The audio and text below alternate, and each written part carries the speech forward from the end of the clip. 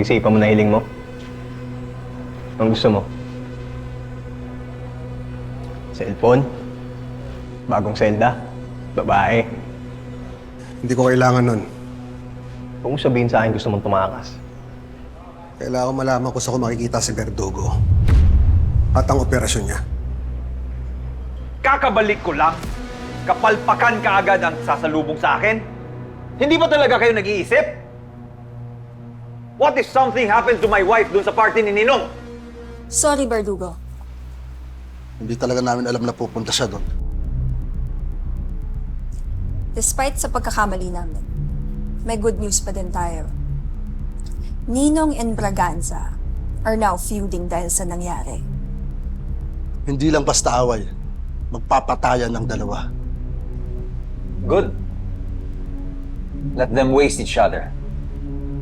Not just that, nagmukhang weak si Ninong dahil sa fallout ng deal. Which means, mas malaki na ang chance na palakasin natin ang presence natin sa Timog. At ikaw na ang aangkin sa balwarte ni Nino.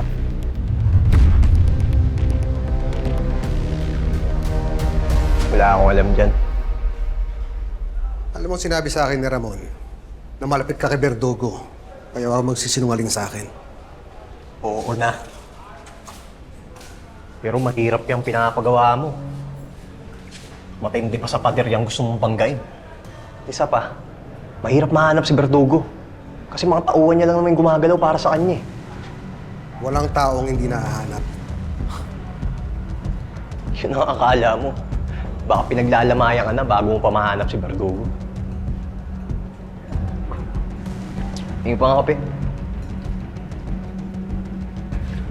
Kung ako sa'yo, iba na lang hilingin mo sa akin. Kasi para kang naghahanap ng anino sa dilim niyan. Ang anino, lumilitaw sa liwanag.